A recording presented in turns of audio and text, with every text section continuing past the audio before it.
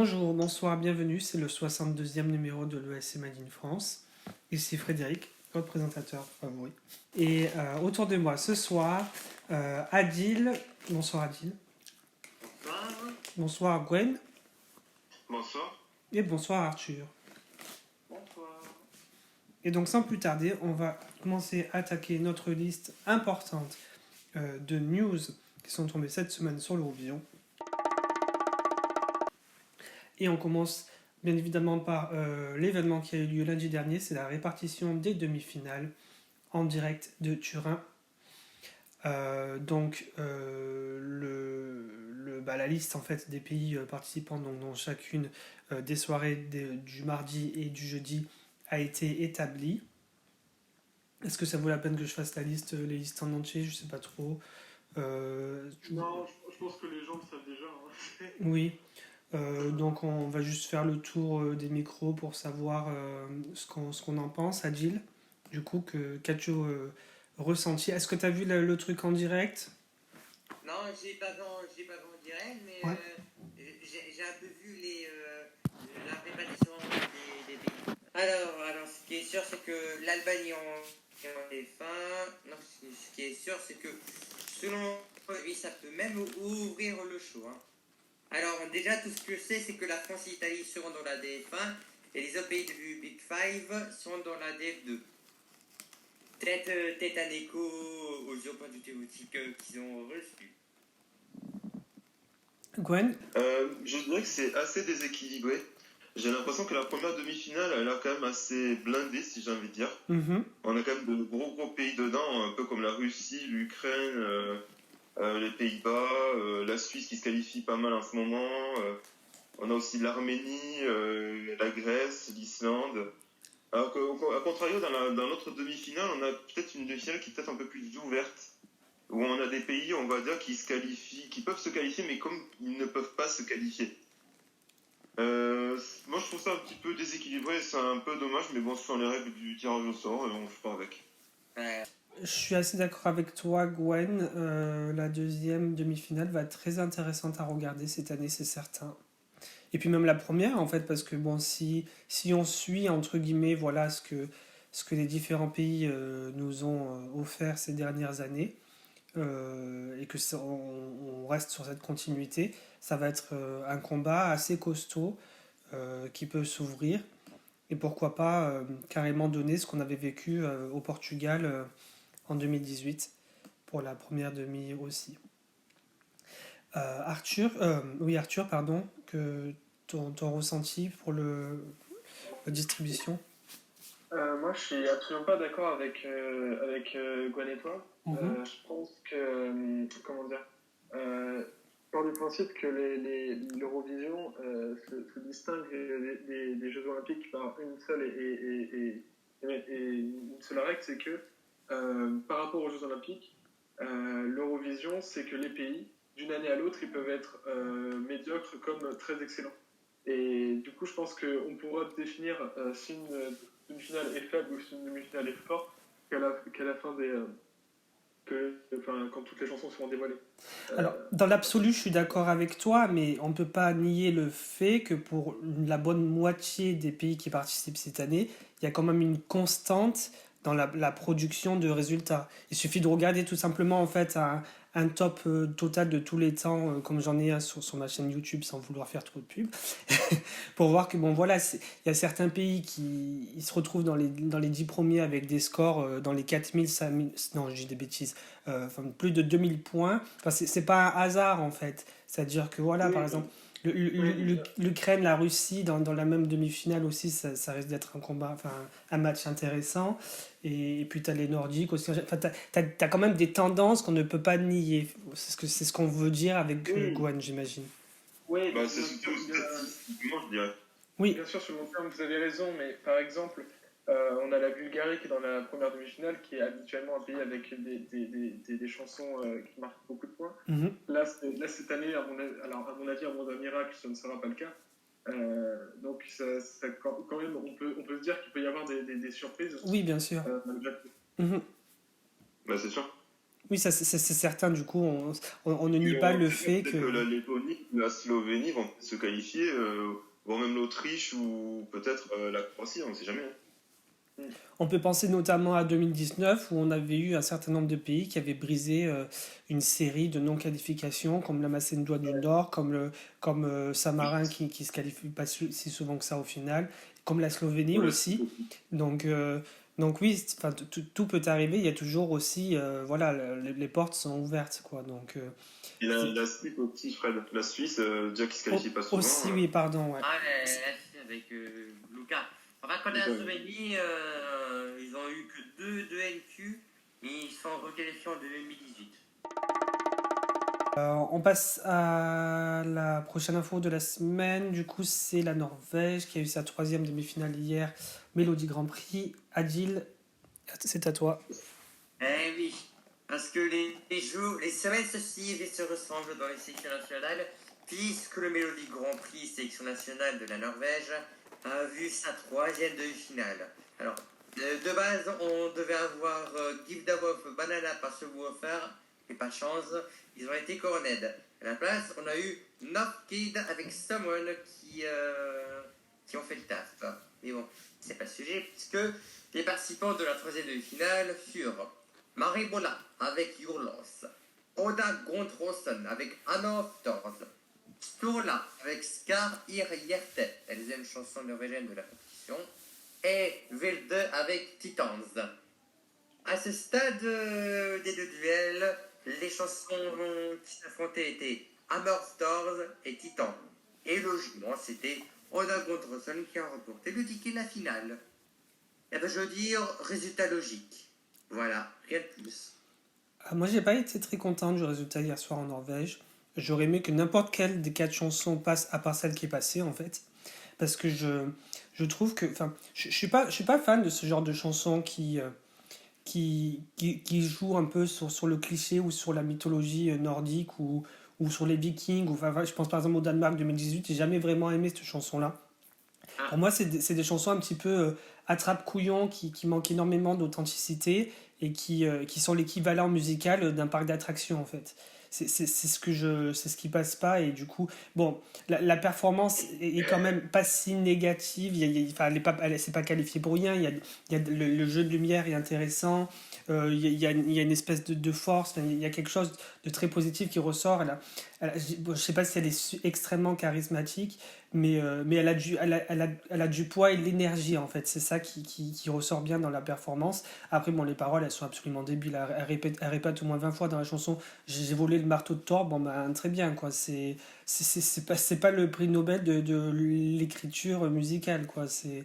Enfin, pour moi, ça me dépasse et en gros, enfin, c'est une des chansons qui me donnent pas envie de regarder la finale. Il y en a plusieurs cette année. Je suis beaucoup moins intéressé finalement par la finale du Mélodie Grand Prix cette année parce qu'il y a pas mal de déceptions. Et puis, comme ça tombe un soir où c'est très chargé, je pense que mon attention sera portée ailleurs cette année, hors de la Norvège en tout cas. J'adore ta phrase. C'est l'équivalent musical d'un parc d'attractions. Non, mais c'est vrai. C'est vrai, c'est une concentration de stéréotypes qui fait vraiment, tu sais, enfin, tu sais, c'est attrape touriste ou attrape couillon, comme j'aime pas ce genre de morceau. Après, je pense que la chanson a gagné beaucoup pour son ambiance très particulière Mhm. et la façon que la chanteuse, la façon de chanter qu'a la chanteuse, Oui. avec des phrases murmurées et tout. Et je pense que voilà, ça a créé une ambiance assez féerique autour de cette performance. Mhm. C'est sûrement ça qui l'a fait gagner. Dans ce Mélodie Grand Prix, c'est pas ma chanson préférée, mais personnellement, j'aime bien. Et je suis pas mécontent qu'elle ait gagné. On va passer bah, justement à la Lituanie et donc le Pabandon Misnojo. Une première demi-finale a eu lieu hier soir avec 9 candidats et 4 se sont qualifiés. Gwen, je te laisse donner tous les détails. Oui, bien sûr. Juste pour rappeler quand même que Pabandang Naucho, qui veut dire essayant encore. La première demi-finale a eu lieu hier soir. Alors, il faut savoir que pour la quatrième place, il y a eu une grosse bagarre pour cette quatrième place, puisque cinq chansons se sont disputées cette quatrième place, puisqu'il y a eu 2 points d'écart entre le quatrième et le huitième. Oh waouh! Alors, à la quatrième place, on trouve la chanson, enfin, j'y arrive. Le groupe Queen of Roses et la chanson Washing Machine, qui veut simplement dire machine à laver. Voilà, je précise. Le jury ne les a pas tant aimés, mais c'est le public surtout qui les ont sauvés. Et ensuite, on a un top 3 qui, on va dire, qui est plus détaché, où ils ont terminé tous les trois, top 3 du jury et top 3 du public, mais pas dans le même sens. À la troisième place, on trouve Gebrasi avec Into Your Arms, avec 18 points. Deuxième du jury et troisième du public. À la seconde place, on trouve la chanteuse Lolita Zero et sa chanson Not Your Mother, qui a fini troisième du jury et en tête du vote du public avec plus de presque 2300 votes. Ouais, très remarquable le score du télévote pour Lolita, ouais. Et à la première place, on trouve la chanteuse Juste Krogelité avec sa chanson How to Get My Life Back, qui a terminé première du jury et qui a pu terminer seconde place au vote du public. Je terminerai juste en vous disant que comme il y a eu, c'est vrai, 5 chansons qui se sont disputées à la 4e place, faut savoir qu'à la 5e place, voire même 6e et 7e, ils ont tous terminé à 10 points, à 1 point seulement de la place qualificative. La frustration. C'est sûr. Il y avait notamment Erika Jennings qui avait déjà représenté la Lituanie qui a raté du coup sa place en finale hier soir. Donc, qu'est-ce qu'on en pense? Est-ce qu'on est content de ces résultats, Arthur? Écoutez, moi je suis plutôt content parce que 3 des 4 qualifiés, c'était comment dire. Dans mes 4 qualifiés, 3 se sont qualifiés du coup pour la finale dans cette demi de Wimbledon. Donc à savoir Lolita Zero, Gebrasi et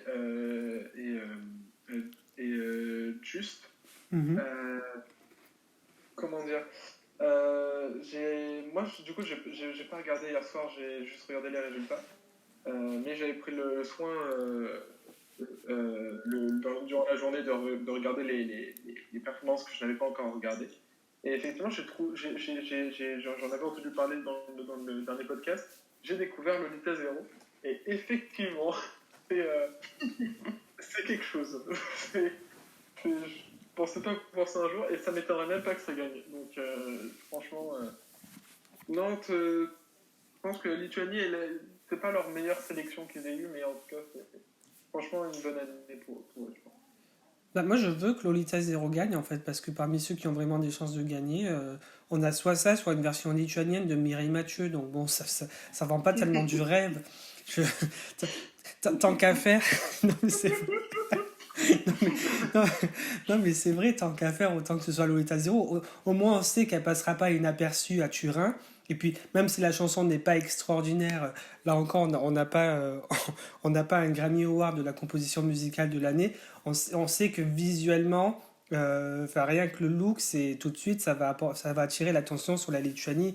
Et pas en mal, moi je pense pas. Au contraire, là pour le coup, ils tiennent un bon truc, il peut leur apporter des points, mais juste sur le facteur du délire,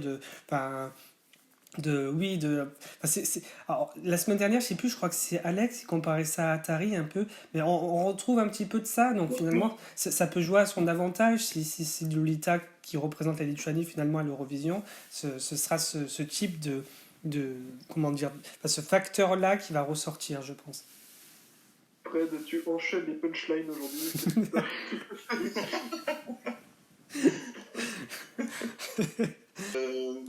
Personnellement, si je prends Lolita Zero, je dirais que c'est pas encore gagné pour elle. Pour lui, peu importe, c'est un homme déjà à la base. Je dirais que c'est pas encore gagné parce que je pense qu'il n'a pas encore complètement convaincu le jury. Même si c'est vrai qu'au niveau jury, il a quand même fini 3e alors que la dernière fois, il avait fini 5e. Ah ouais. Donc je me dis que c'est pas encore gagné pour lui. Après, moi je dirais Justesse, c'est plutôt un plaisir coupable pour moi. J'adore complètement sa chanson. Même si je pense peut-être qu'elle n'ira pas à Turin non plus parce que je pense qu'elle va manquer surtout de soutien de la part du public. Sinon, j'ai beaucoup aimé Gebrasi, je trouvais qu'il était meilleur en demi-finale qu'en quart de finale. Oui, je suis d'accord, ouais. Après Queen of Roses, ça a été, on va dire, un finish à l'arrache parce que vraiment leur live, j'ai pas du tout aimé par rapport au quart de finale parce qu'au quart de finale, j'ai trouvé que ça beaucoup plus meilleur. Ah, ok. Et j'étais un peu déçu par rapport à Elona Spokanevich et Emiliana parce que je trouvais qu'ils avaient fait de très bons lives par rapport à un quart de finale et j'ai trouvé un peu injuste qu'ils finissent dans le bas du classement. Ok. Et j'étais un peu déçu aussi de Erika DMX. J'ai trouvé ça Un un peu peu fade. mauvais par Ouais. rapport au quart de finale. Oui, oui, J'aurais préféré qu'elle gagne surtout ces danseurs, là, les deux danseurs, c'était pas trop mal en quart de finale. ouais, c'était le consensus apparemment sur les réseaux sociaux. Beaucoup de fans n'ont pas aimé forcément le fait qu'elle se sépare de ses danseurs. Donc voilà ce qu'on pouvait dire en gros pour la Lituanie. Donc prochaine news la semaine prochaine avec les résultats de la deuxième demi-finale avant la finale. Et puisqu'on parle de Oui, finale, oui, j'ai j'ai oublié de dire, Gebrasi oui. tout seul sur scène, c'est trop bien.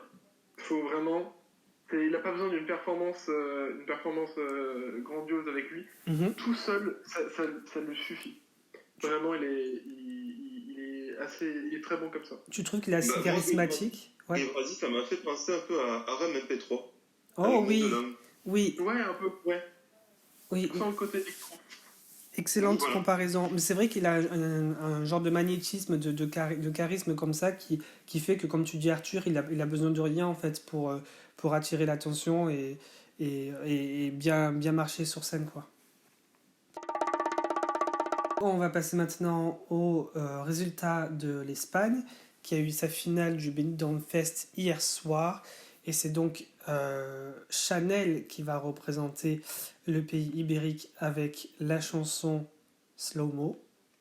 Il y avait 8 chansons en compétition dans la finale de ce Benidorm Fest cette année.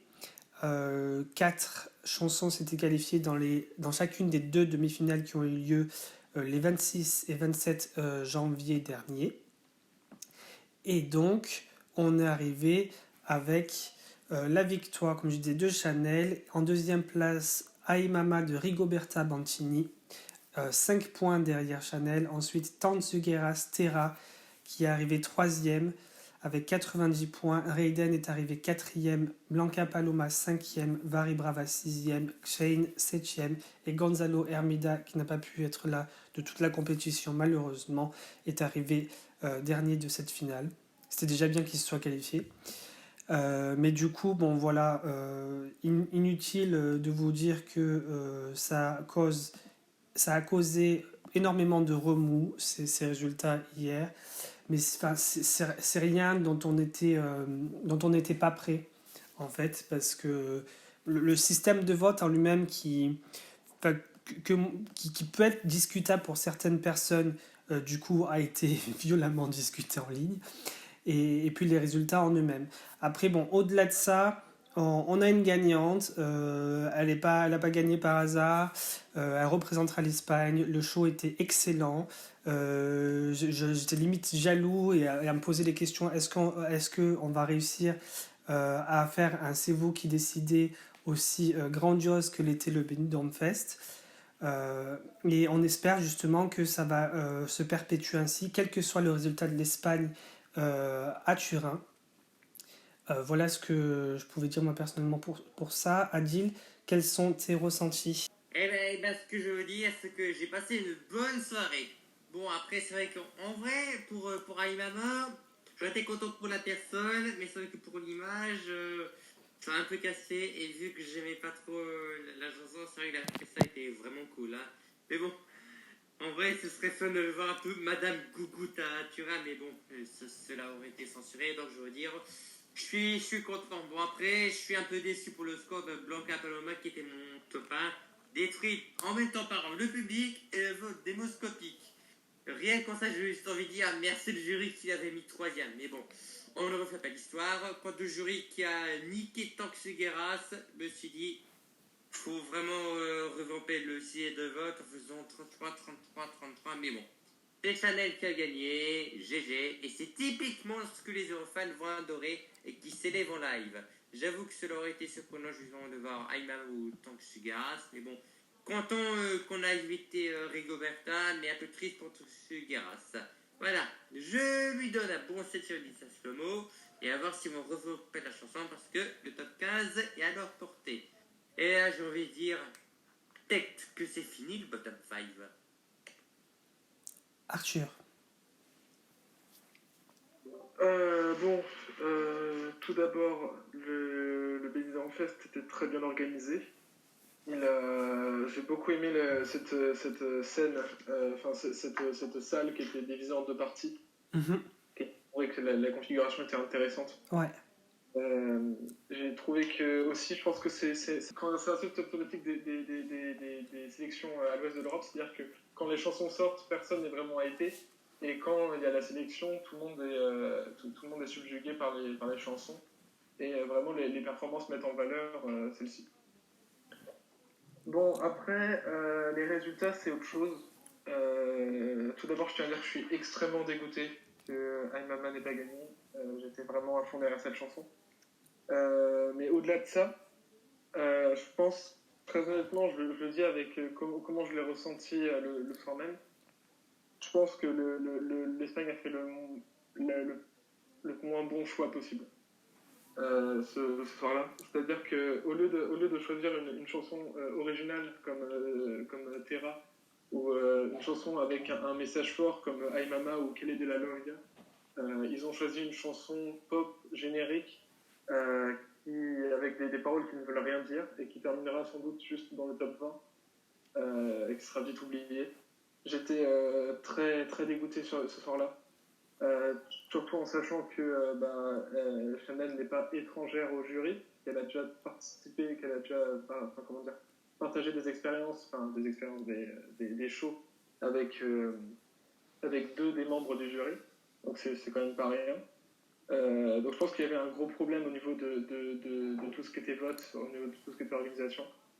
Et voilà, je suis un peu dégoûté, je vous avoue. Oui, je voulais dire, c'est moyen.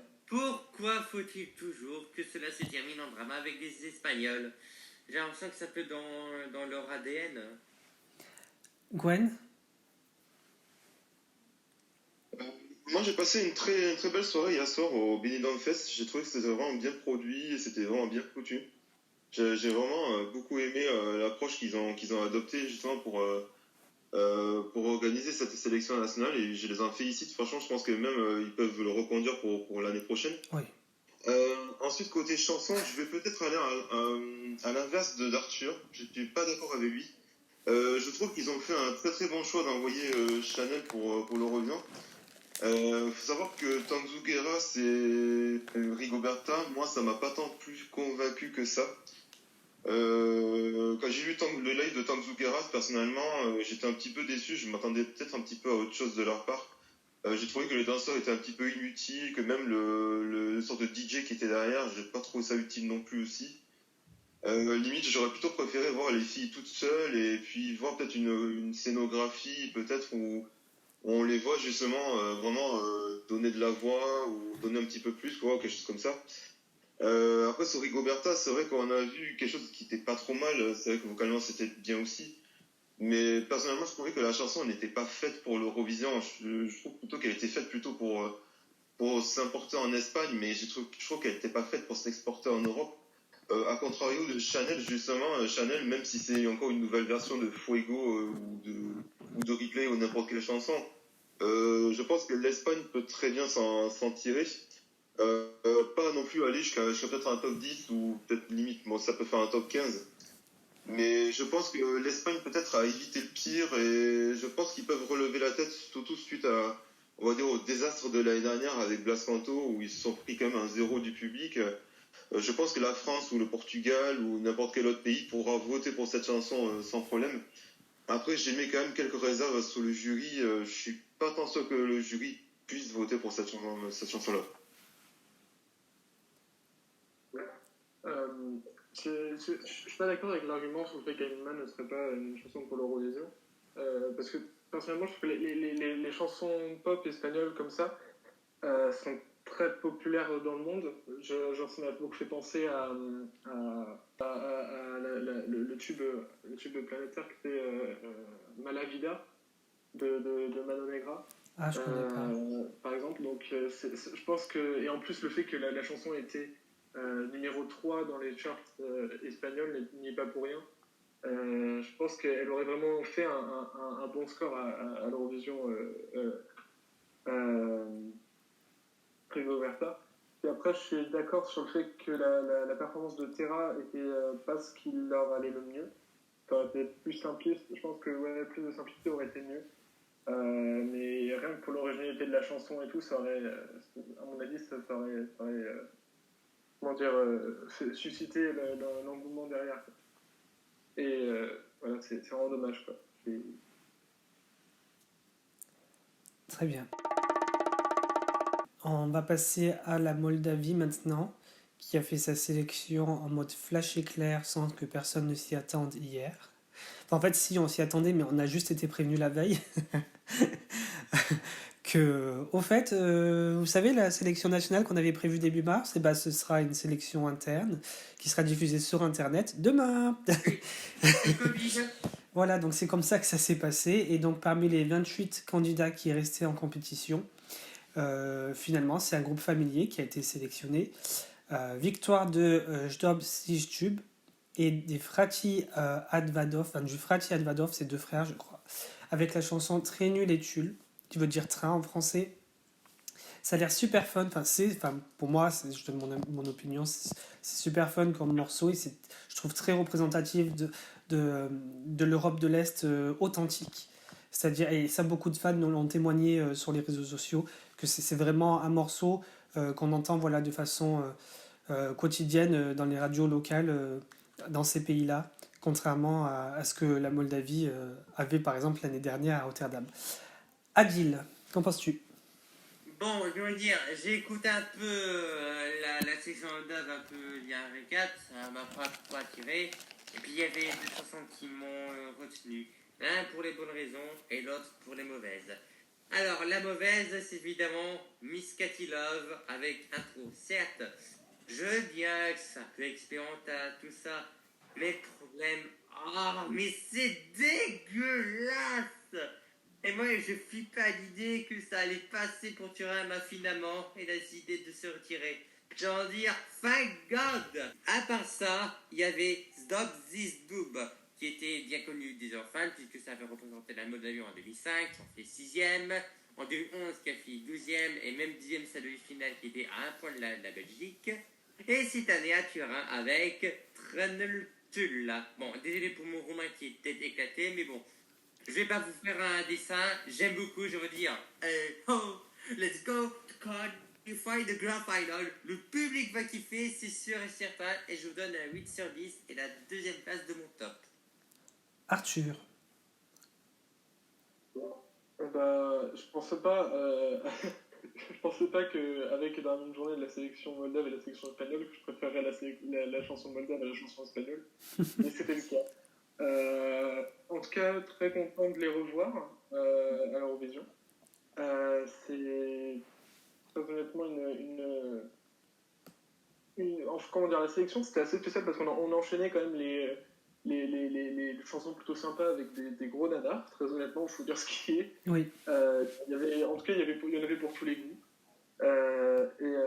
C'est assez, comment dire, c'est assez mignon à la fois et assez sympa de voir chaque année des artistes retentés pour la Moldavie.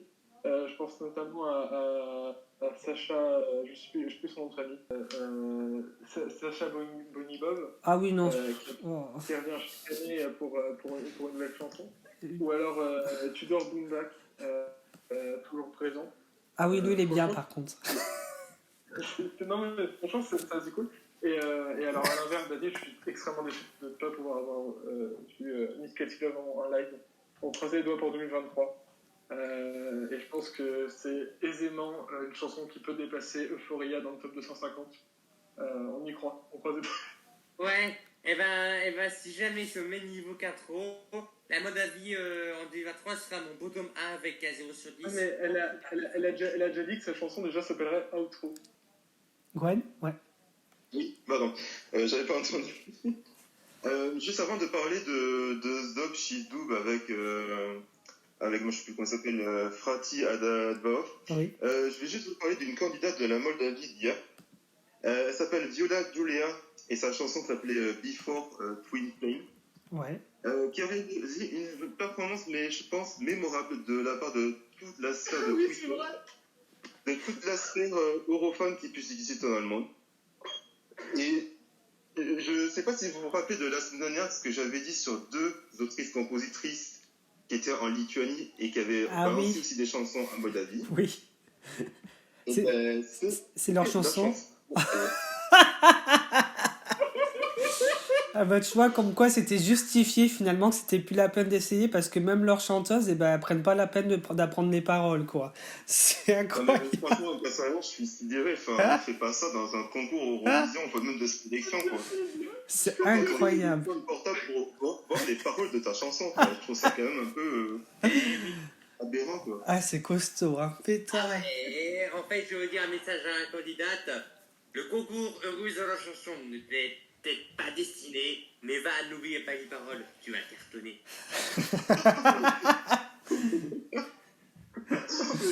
Même un spectacle de fin d'année d'école, tu fais pas ça, quoi. Mais j'avoue. Attendez, je vais prendre mon mobile, je vais regarder les paroles, on sait jamais, je les connais pas. Bon, je vais quand même venir à Dub She's Dub et Frati Adobov. Ouais. Ça va, j'avais beaucoup aimé la chanson de 2005, Bunika Batetobov. Je trouve que c'est vraiment une excellente chanson qui méritait même sa 6ème place. Ouais. C'était un excellent Sol, à début. l'époque, en 2010, j'étais peut-être moins fan, mais je pense qu'ils méritaient aussi leur place qu'ils avaient eue. Créez-nous les tout, personnellement, je suis pas du tout fan. C'est vraiment la chanson, si vous voulez oublier Natalia Gordenko ou vous voulez oublier Doredos ou Anna Dobeshko, peut-être vraiment la chanson qui va tout vous faire oublier ça. Qui va faire Vraiment, oublier tout le monde. Traditionnel, personnellement, j'apprécie pas du tout et c'est même pas assez dernier de mon côté. Et ben, quant à moi, je préfère largement eux que Natalia, Anna et les Doredos. Hein. Mais bon, ça te fera pas Epic Sauce Guy. Hein. C'est marrant parce que du coup, tous les goûts sont représentés sur cette chanson. Mais ouais. Après, dans tous les cas, ce qu'on sait par le passé, qu'on connaît de Dub This Dub, c'est que ils savent apporter le divertissement et ils savent faire des prestations inoubliables. Donc pour le coup, c'est vraiment un gage de sécurité que de les envoyer encore une fois pour la Moldavie à Turin. Ouais. Et oui, et en fait, je veux dire, on s'attendra une grosse dinguerie au niveau de la mise en scène. Hein. On va passer maintenant à la Macédoine du Nord et avec les chansons qui sont sorties cette semaine du coup, elles sont 6 pour The Eurosong 2022. Adil, je te laisse la parole. Bon, j'ai envie de mourir face à la sélection nord-macédonienne. La Macédoine du Nord, qui fait souvent des nefs, en général, dans la dernière phase remonte en 2014 pour choisir Daniel Krashmakoski et son Automniv, bon, qui a subi un revamp de passage hein, pour les festivités de Vienne en 2015. Et depuis, ce sont des sélections internes, malgré l'inclus, tentent de trouver l'artiste pour renouer la finale, comme Tamara Todemska et son Proud Love de 2009 qui a fini 7ème. Le pays du Skopje Fest, connu notamment pour le poulet en 2011, retente la sélection dans un format proche de la République tchèque et avec les bons scores connus du pays. Mais bon, est-ce que la MRT a-t-elle travaillé? J'ai écouté. Malheureusement, c'est à non. Et alors, on a Kalina Velkovska avec Love and Light. J'accroche pas à celle-ci et ça me paraît daté dans l'ensemble. Yann Eddie avec Dreams qui est sympathique à l'écoute, c'est bien foutu. Mais bon, ça se démarque pas du reste à Turin et ce n'est pas compétitif en soi. Lara Ivanova avec Flower of Sorrow. L'ambiance du titre me fait terriblement penser à Crazy de Franca ou Feniga de Laurent Risotto pour la Lettonie et la Croatie respectivement en 2018. Mais bon, crains qu'ils ne fassent les mêmes résultats, c'est-à-dire que ça va être le cul. Mais bon, qui sait, avec le jury. Ensuite, on a Andrea Koelska avec Circus, c'est trop mou dans l'ensemble et très générique. On a Boris Zvetanovski avec Fly to Berlin. Certes, je l'écoute volontiers, mais c'est assez peu au final, c'est dommage. Et enfin, on a Victor Apostolovski avec Superman. J'ai dit non, non et non. Bon, vous l'avez compris, aucune de ces musiques m'a plu et ça sent l'élimination directe à part Poulara, enfin sauf pour Revamp, mais bon, c'est pas gagné. Arthur.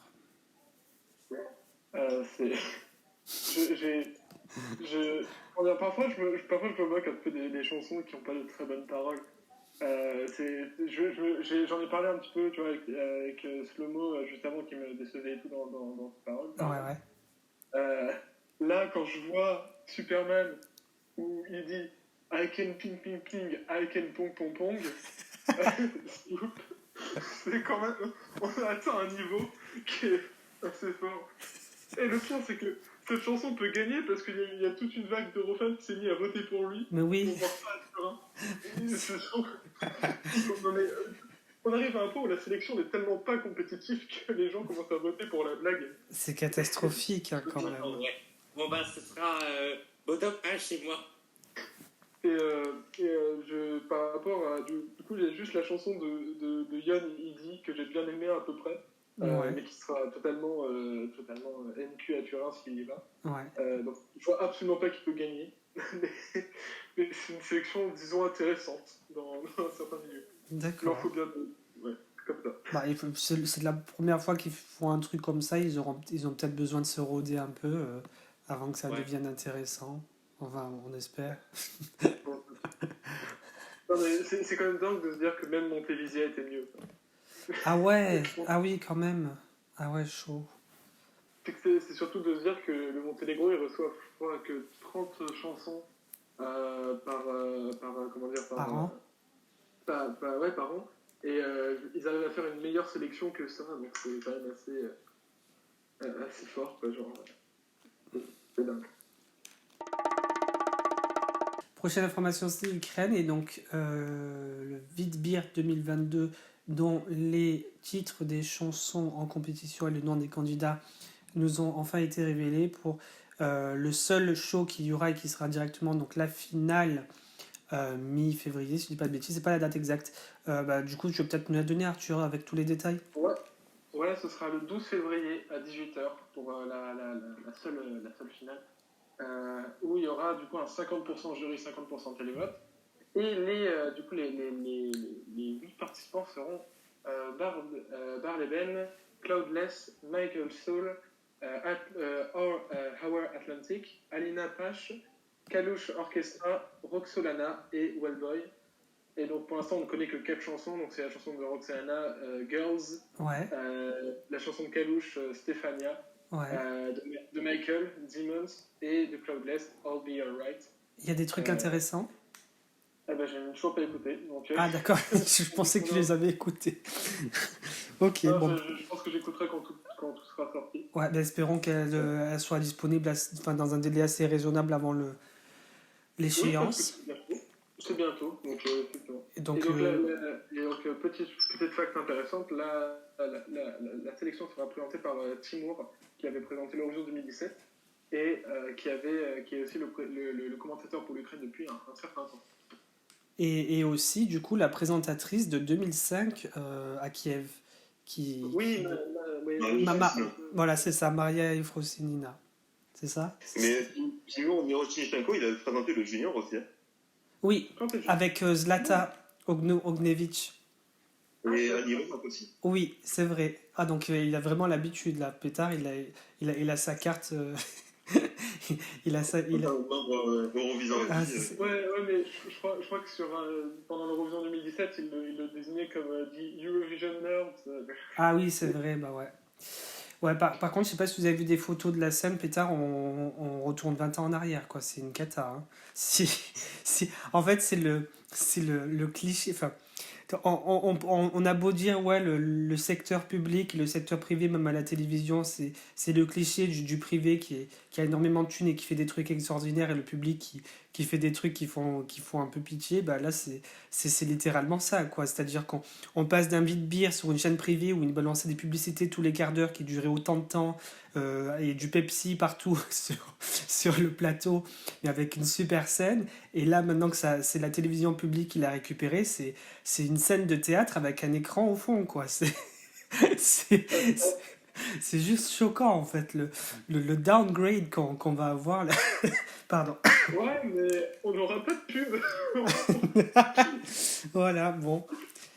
Bah pourquoi pas. Enfin, le plus important après dans tout ça, c'est qu'il sélectionne une bonne chanson et Bon, c'est pas pour dire, ou pour mettre la pression, mais enfin, suivre Goa et du coup Shum, ça va être assez costaud quand même, hein. Mm. Voilà ce qu'on pouvait dire pour l'Ukraine. J'imagine qu'on parlera des chansons la semaine prochaine quand elles seront toutes sorties. Espérons elles soient toutes sorties d'ici là. Prochaine information, ça concerne l'Australie et du coup c'est une toute petite information qui nous a été présentée cette semaine sur les réseaux sociaux par le compte officiel en fait de la sélection nationale australienne. C'est du coup Isaiah Firebrace qui avait représenté le pays en 2017 qui sera accompagné de Evie Irie qui vont donc former un duo et qui vont interpréter la chanson When I'm With You. J'ai pas trop suivi assidûment les informations de l'Australie, du coup je sais pas trop s'il y a déjà des chansons de disponibles, vous savez. Il me semble qu'il y a des extraits, mais qu'il n'y a pas de chanson pour l'instant. D'accord, oui. En fait, il y a 2 chansons qui ont déjà qui sont déjà en ligne. D'accord. Et 3 dont on ne connaît pas le titre de la chanson encore. D'accord, très bien. La finale pour Australia Decides le 26 février. Donc ça va, on a encore un petit peu de marge pour que les différents candidats puissent sortir leurs chansons. On va passer à la Suède maintenant et au Melody Festival qui commence le week-end prochain et avec un changement assez majeur dans le format du programme. Donc cette année, c'est déjà assez tendu, je pense. Avec le Covid, niveau organisation, ils doivent péter des câbles parce qu'en gros, on sait que ça va se tenir au Globen la semaine prochaine, mais on ne sait pas du tout pour le reste des shows où ça va se passer. Ce qui est très intéressant, c'est que cette année, SVT a mis en ligne, du coup, sur leur SVT Play, en fait, c'est une caméra qui est posée dans le Globen et qui permet de voir en temps réel la construction de la scène. Donc, c'est en direct toute la journée. Et donc, pour en venir au show en lui-même, qui sera présenté, on le rappelle, par le magnifique Oscar Zia. Les modifications sont les suivantes. Donc, le changement cette année, c'est dans chaque demi-finale un premier vote du public qui permettra de déterminer le premier qualifié. Au-delà du système des classes d'âge qui a été instauré ces dernières années au Melody Festival, cette fois-ci, le premier qualifié sera déterminé par le nombre total de votes sur toutes les classes d'âge.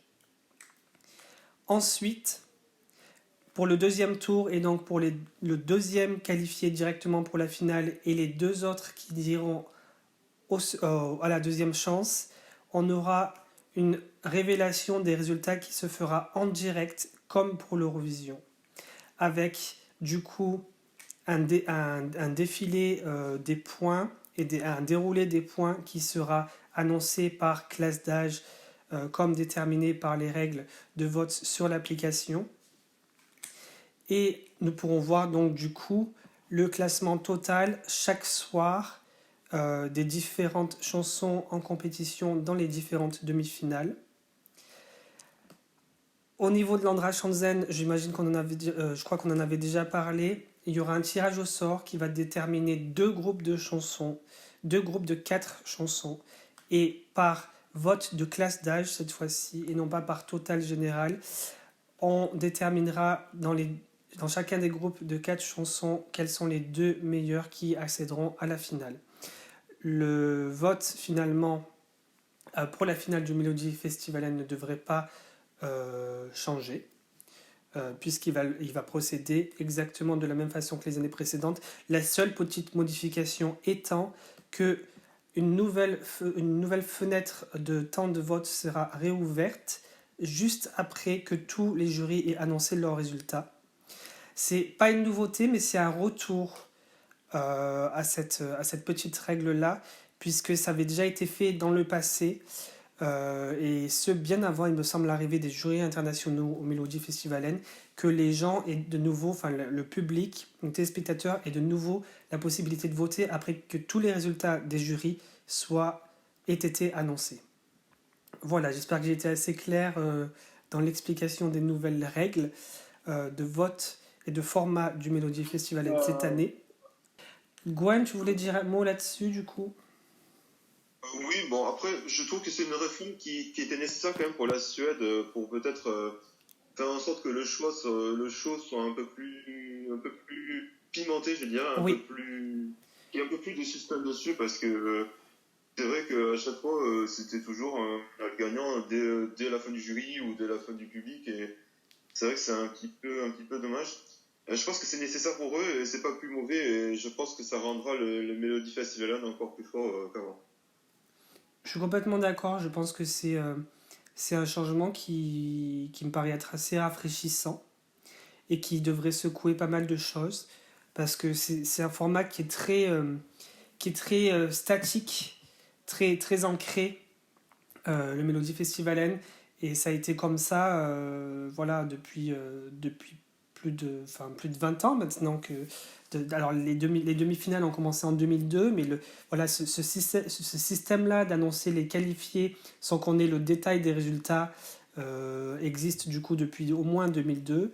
Et il était temps en fait qu'on apporte, comme tu dis, un peu plus de piment dans tout ça.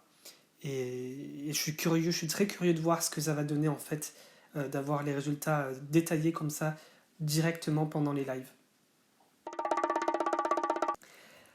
On va passer maintenant à l'info, une info qui concerne le concours lui-même plus directement à Turin, donc en mai. C'est de très fortes rumeurs par des titres de presse assez reconnus en Italie que les présentateurs de cette année seraient trois et qu'il s'agirait de Laura Pausini, Alessandro Cattelan et Mika. Je ne sais pas trop quoi penser parce qu'on n'a pas eu de confirmation. Adil, tu as peut-être quelque chose à dire là-dessus? Bon, après, à cette occasion, ça me dit rien qui vaille. Après, les deux que je connais que non, c'est Laura et Mika. Bon, après, Laura, c'est vrai qu'elle avait souhaité un peu vivre soit l'Italie, soit l'Espagne au concours, si j'ai pas de mémoire. Et bon, après, elle est plus connue pour la solitude d'une, son feat avec NSK.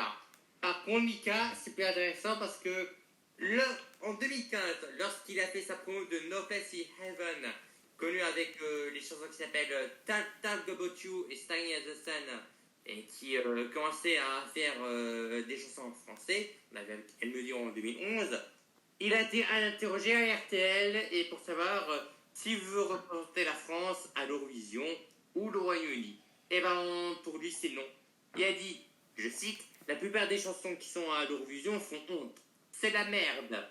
Est-ce qu'on a le droit de lui présenter un bon titre? Parce que ça fait partie du jeu. Il faut faire des chansons qui sont terribles et qui puent le hot dog au chocolat.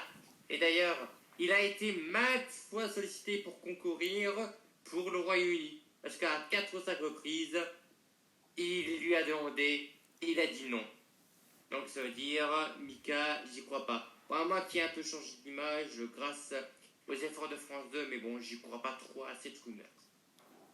C'est très curieux le profil très international qu'il a et le fait qu'il aurait été ou non sollicité par différents pays comme ça. Après, c'est vrai, comme disaient certains Eurofans, qu'on a l'impression d'entendre parler de lui tous les ans, qu'il soit sollicité d'une façon ou d'une autre, soit en tant que candidat, soit en tant qu'animateur. Après, disons que là, enfin, la rumeur ou même le fait qu'il soit finalement vraiment présentateur cette année est plus fondé dans le sens où des fans italiens eux-mêmes ont témoigné sur les réseaux sociaux qu'il est aussi animateur apparemment en Italie. Donc ça ferait pas trop de tâches finalement, ça tomberait pas comme un cheveu sur la soupe. Comme toi, Adil, je n'ai jamais vraiment entendu parler d'Alessandro Cattelan avant, mais par contre, je pense que Laura Pausini serait un choix très intéressant aussi, puisque c'est une chanteuse italienne de renommée internationale, et que du coup, énormément de gens seraient ravis de la voir présenter l'Eurovision. Et ce qui est tombé ce week-end concernant le junior, qu'on a eu le plaisir de voir nous en live et auquel on a eu le plaisir aussi d'assister du coup, puisque ce sont pas moins de 33 millions de téléspectateurs dans toute l'Europe qui ont regardé le junior. C'est les chiffres officiels de l'Union européenne de radiodiffusion. Qu'est-ce qu'on en pense? Alors, parmi ces 33 millions, on a une part de marché islandaise qui explose tous les records. Bon, ça, on a l'habitude hein, à croire qu'ils n'ont qu'une une seule chaîne de télévision, en fait, parce que très souvent, c'est les programmes en lien avec l'Eurovision, c'est à chaque fois du 95, enfin, entre 95 et 100%, quoi. Donc, Ouais, un public féru, mais bon, je suis sûr que 96%, ouais. l'image est quand même tellement mieux par rapport à nous, au Royaume-Uni et d'autres pays, mais bon, après je sais pas comment ils le ressentent, mais bon. Pour revenir aux 33 millions de spectateurs, ça fait beaucoup. Bon, certes, ça vaut pas les 300 millions de l'adulte, mais c'est déjà un très bon début. Et rien que pour ça, on peut féliciter France Télé à Alexandra, a fait un sacré boulot. Hein. Gwen? Je pense que Adi l'a très bien résumé. Hein. C'est un score très honorable de la part de vraiment de France Télévisions d'avoir quand même fait en sorte d'avoir 33 millions de téléspectateurs. Hein. C'est vrai que c'est pas les 200 millions du senior, mais faut pas oublier que c'est le junior qui a quand même que 19 pays. Et je pense que c'est très honorable de la part et c'est même, je pense même excellent. Après, concernant l'Islande, je serais peut-être pas étonné que l'année prochaine, qu'ils rejoignent le junior. Qui rejoignent justement l'horizon junior et qu'on les voit directement. Ouais, c'est la pensée que beaucoup de fans sur les réseaux sociaux ont partagé. Ce serait intéressant de les voir débuter au junior, en effet. Arthur? Ah oui, et sachant qu'il y avait une délégation islandaise à Paris en même temps, je pense qu'on peut clairement leur dire Willkommen aux Islandais, parce que je pense qu'ils seront là l'année prochaine. En tout cas, en fin d'année au junior. Je pense qu'on peut en être sûr. Parfait, on croise les doigts. Et voilà tout ce qu'on pouvait dire du coup sur les informations de la semaine concernant l'Eurovision. On va rentrer dans le vif du sujet la semaine prochaine parce que finalement le mois de février est vraiment le cœur, on va dire, cette année de toutes les sélections. Ça va envoyer du lourd. On aura énormément de nouveaux sujets à traiter, de nouvelles chansons à écouter, même si on est déjà un petit peu dépassé et qu'il y a certains pays qu'on repousse de semaine en semaine. Mais on va finir par y arriver. En tout cas, merci d'avoir été là avec nous pour ce 62e numéro, Adil. Mais merci beaucoup. Merci Gwen. Merci beaucoup. Merci Arthur. Merci. N'oubliez pas de liker et de vous abonner et même de laisser un petit commentaire si vous avez le temps ou si ça vous fait plaisir aussi, parce que ça nous fera plaisir.